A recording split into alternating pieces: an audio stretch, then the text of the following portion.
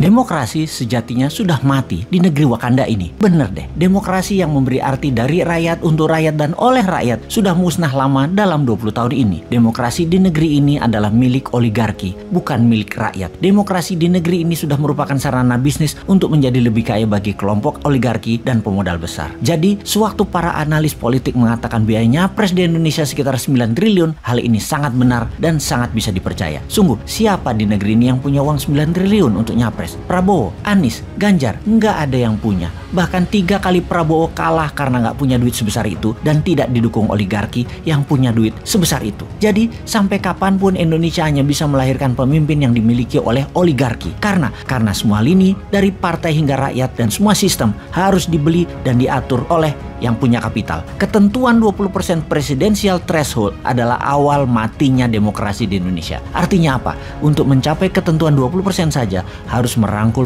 partai lain, dan untuk merangkul ini tidak cuma-cuma, harus bayar mahar. Setelah dapat threshold 20%, apakah sudah cukup? Ya hanya cukup untuk mendaftar ke KPU saja. Perjalanan masih panjang fulus keluar setelah mendaftar dari KPU tersebut. Kita hitung berapa biaya itu. Bervariasi di partai kelas menengah dan atas, paling murah 1 triliun. Di kelas menengah partai minta antara 400 sampai 500 miliar. Plus ada tambahan beberapa kursi kementerian dan jabatan berpotensi menghasil cuan lain yang mereka minta. Bisa dibayangkan dari mana calon capres untuk bisa membiayai mahar partai kalau tidak mencari pemodal. Di sini Indonesia akan selamanya dikungkung oleh oligarki jika ketentuan presidensial threshold tidak 0%.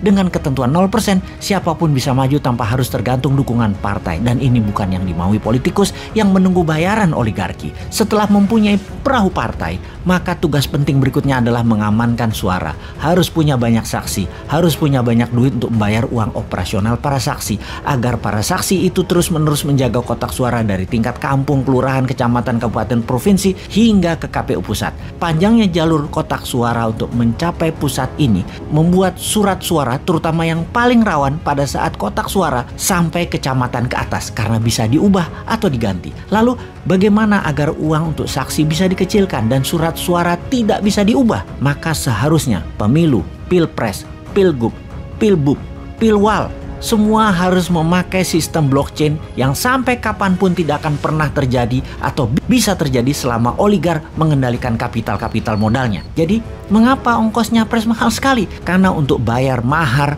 partai, baik partai yang akan jadi pelengkap persyaratan 20% dan juga kolaborasi partai pendukung. Kemudian pos kedua adalah membayar saksi. Pos ketiga yang juga perlu dana besar yaitu untuk sosialisasi dan memframing, seperti membayar pengamat untuk menggiring opini, membayar lembaga survei, membayar iklan terutama iklan TV, membayar konsultan politik, membayar buzzer, mencetak kaos dan berbagai atribut baliho, bendera dan lain sebagainya, serta biaya-biaya posko. Di pos berikutnya yang perlu dana besar untuk membeli suara rakyat adalah di pedesaan. Satu suara itu sekitar 30 sampai 100 ribu rupiah per kepala, dan ini ada bandarnya. Biasanya sang bandar akan menghitung suara di mana yang bisa dan mudah serta murah untuk mereka beli. Sekarang di tahun 2024, siapa capres yang punya 9T? Satu pun nggak ada. Sekali lagi, yang punya duit triliunan itu hanya oligarki. Bayangkan, satu oligarki bisa modali antara 2 sampai 3 triliun selama nantinya kebijakan pemerintahannya akan menguntungkan mereka,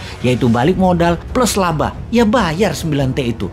Bagi oligarki, biaya capres yang hanya 9 triliun itu kecil. Jadi, sungguh demokrasi sudah mati di Indonesia ini, yang dibikin oleh pejabat yang berkuasa dalam 20 tahun terakhir ini bersama oligarki. Juga, mulai sekarang kita bisa jelas melihat yang anti threshold 0%, mereka adalah yang anti demokrasi dan mereka adalah agen oligarki apapun alasan mulutnya mengatakan. Singkatnya, mereka antek oligarki. Kalau benar mau demokrasi menang, jadikan threshold 0%, pastikan blockchain sebagai hitungan alat suara, lalu menangkan New Mind di 2024 karena Bosman tidak akan terbeli oleh oligarki. Di kantongnya ada 11.000 triliun.